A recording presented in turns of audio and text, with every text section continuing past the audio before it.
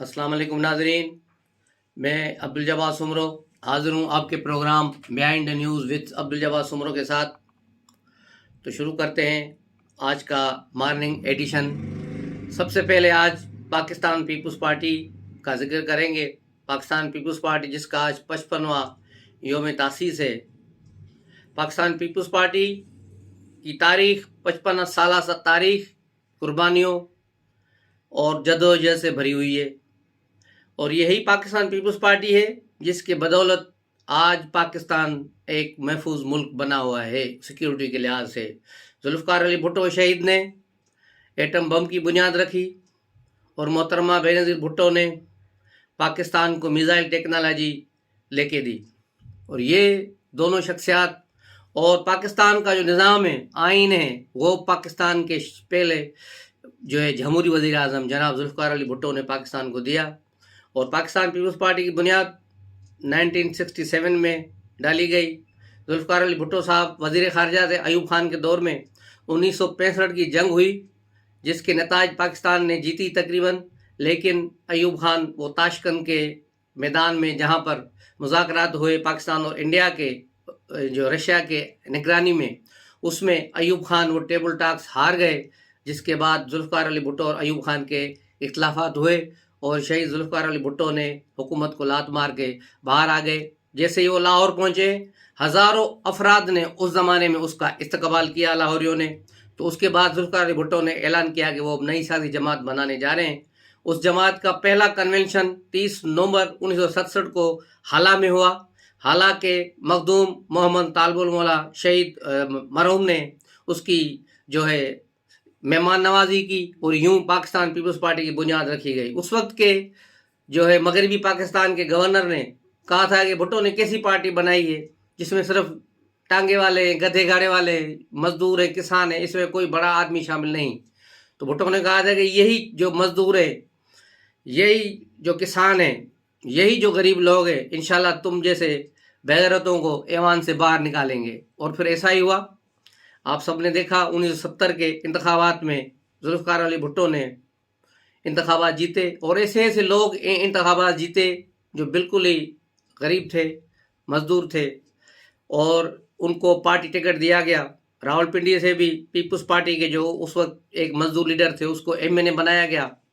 नैयर बुखारी, ये सब लोग जो थे गरीब थे। शेख रशीद पीपल्स पार्टी के सीनियर वाइस चेयरमैन लाहौर से एक छोटे से घर में रहते थे, वो भी वहाँ से कामयाब हुए। इस तरह सैकड़ों लोग हैं जो जिनका नाम लिया जाए। हनीफ रामे का जिक्र किया जाए, हनीफ रामे अखबार बेचता था।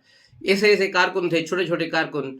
सिंध से बहुत सारे गरीब लोग वहाँ से निकले। महराज मोहम्मद खान थे, दूसरे थे, और यूं पीपल्स पार्टी का कारवान चला, इंतखाबात जीते। फिर यहया खान की इक़्तिदार की हवस ने इस पाकिस्तान को दो हिस्सों में तकसीम कर दिया, और उसके बाद जुल्फ़िकार अली भुट्टो ने किस तरह टूटे हुए पाकिस्तान को किस तरह जोड़ा, किस तरह उसकी मुआशी पॉलिसियाँ बनाई, ये जनरल परवेज़ मुशर्रफ के एक इंटरव्यू में मौजूद है। हो सकता है वो आपको मैं इस इंटरव्यू इससे अपने विला के साथ लगा दूंगा अगर ARY ने एतराज़ नहीं किया, क्योंकि वो ARY की अमानत था। ARY पे उन्होंने इंटरव्यू देते हुए कहा था कि हम 70 की जंग में बिल्कुल हारे हुए थे, हमें कोई रास्ता सुझाई नहीं दे रहा था। फिर अचानक एक शख्स आया जिसका नाम जुल्फ़िकार अली भुट्टो था, उसने आके हमें संभाला, पाकिस्तान को संभाला और पाकिस्तान की मईशत को संभाला। तो ये जुल्फ़िकार अली भुट्टो थे जिन्होंने एक बिल्कुल ही टूटे हुए मुल्क को, जिसमें कुछ भी नहीं बचा था, तबाह बर्बाद था, उसको उठाकर फिर इस्लामी दुनिया का सर का ताज बना दिया। जुल्फ़िकार अली भुट्टो की हिकमत अमली से ही इस्लामी ब्लॉक वजूद में आया, पाकिस्तान का एटम बम बना। पाकिस्तान के जो 1974 में इंदिरा गांधी ने ऐलान किया कि हम एटम बम का धमाका कराते, जुल्फ़िकार अली भुट्टो ने कहा था कि हम घास खाएंगे लेकिन एटम बम ज़रूर बनाएंगे। और फिर बिल्कुल इसी तरह उन्होंने इस बम पे काम किया और ये बम ब्लास्ट बन गया जो मियाँ नवाज शरीफ ने जिसके धमाके किए।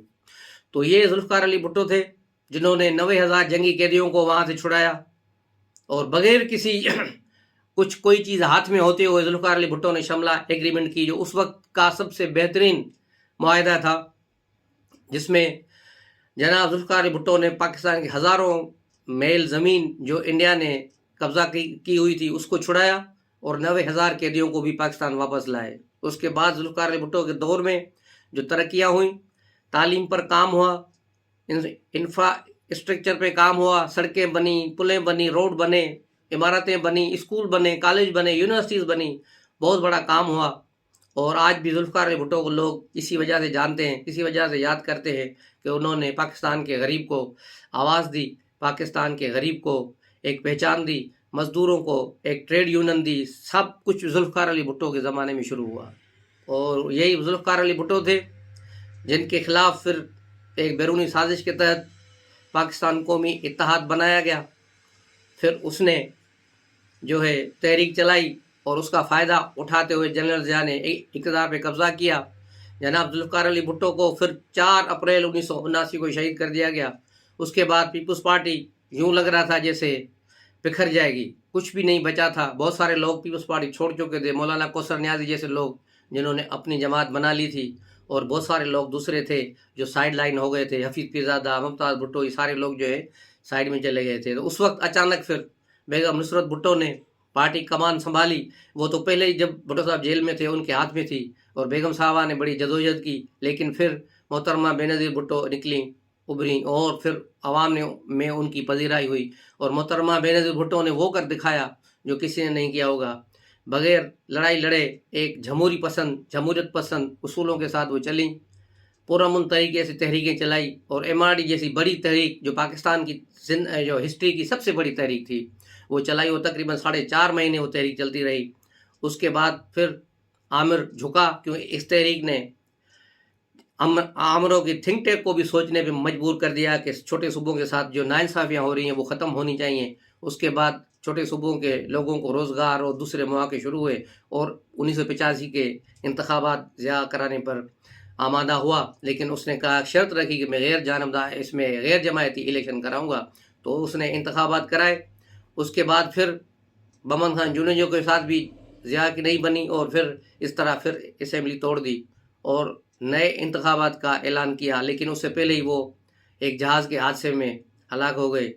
اس کے بعد پھر انتخابات ہوئے، محترمہ بے نظیر بھٹو نے کامیابی حاصل کی، لیکن پھر سازش کے ذریعے بے نظیر بھٹو کو پنجاب میں حکومت بنانے نہیں دی گئی۔ ان کی اکثریت کو وہاں جو ہے کمزوریاں بدل دیا گیا، اور اپنے ٹاؤٹ وہاں لائے گئے، اور یوں پیپلز پارٹی پنجاب میں گورنمنٹ نہیں بنا سکی۔ پیپلز پارٹی اپنی جدوجہد کرتی رہی۔ پھر جو صورتحال بنی، پیپلز پارٹی کی گورنمنٹ 2.5 سال میں چلائی گئی، اس سے زیادہ برداشت نہیں ہوئی۔ پھر نواز شریف کا دور آیا، پھر پیپلز پارٹی کا دور آیا، اور یوں بے نظیر بھٹو کو پھر مشرف کے دور میں جلا وطن ہونا پڑا، وہ پاکستان سے باہر گئی۔ لیکن پیپلز پارٹی کی جدوجہد جاری رہی۔ پیچھے سے آسو علی زرداری، اس سارے دور میں اس کا ذکر نہ کریں تو یہ زیادتی ہوگی کہ نواز شریف کے دور میں، اس کے بعد مشرف کے دور میں تقریباً 8 سال سے زیادہ عرصہ وہ جیل میں رہے، اور بڑی تکلیفیں اور صعوبتیں اس نے برداشت کی۔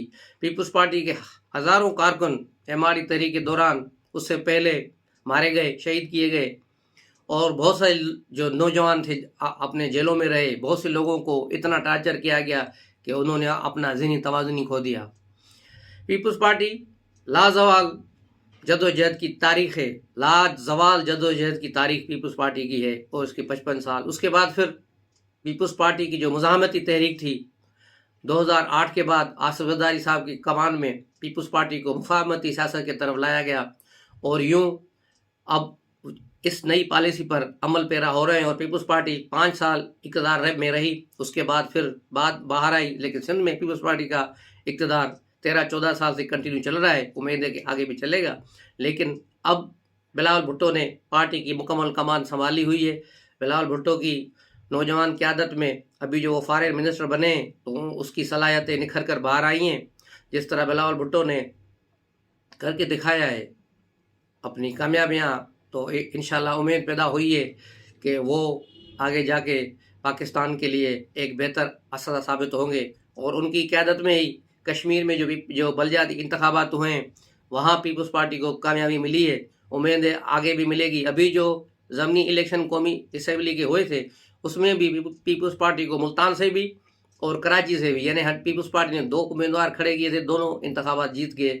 یوں پیپلز پارٹی کو 100% کامیابی نصیب ہوئی، اور امید ہے کہ پیپلز پارٹی جناب ذوالفقار علی بھٹو اور بے نظیر بھٹو کی اس فلسفے کو لے کر آگے بڑھے گی اور بہت ترقی کرے گی۔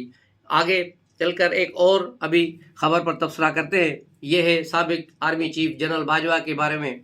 کل سے جیسے ہی انہوں نے اپنی چھڑی جنرل عاصم باجوہ کے حوالے کی، اپنے اقتدار کو چھوڑا، اس وقت سے لے کر پی ٹی آئی نے ایک غلیظ ٹرینڈ چلائے ہے جس میں جنرل باجوہ کو غدار کہا گیا ہے کہ وہ غدار باجوہ تھا، یوم دفاع 29 نومبر یوم نجات، پتہ نہیں کیا کیا ٹرینڈ چل رہے ہیں اس پہ، ٹویٹر پہ، سوشل میڈیا پر، مختلف جگہوں پر۔ تو اس طرح پی ٹی آئی اپنے جو ہے آخری جو ان کے راستے ہیں وہ بھی بند کرتے جا رہے ہیں۔ ان کی ناعقل انداز جو ان کی پالیسیاں ہیں وہ انشاءاللہ ان کو مزید جو خوار کریں گی۔ اس پر مزید جو باتیں کریں گے کیونکہ ولاگ بہت لمبا ہو جائے گا۔ یہ مارننگ ایڈیشن تھا، ابھی دوسرے ایڈیشن میں جو ایوننگ ہوگا اس میں ملیں گے، بہت ساری چیزیں ہیں، بہت ساری خبریں ہیں۔ عمران خان نے آصف علی زرداری سے فیس سیونگ کی بھیک مانگ لی ہے، وہ کیسے ہے اس پر ہم غور کریں گے اگلے ولاگ میں۔ تو اس وقت کے لیے اجازت دیجیے، السلام علیکم۔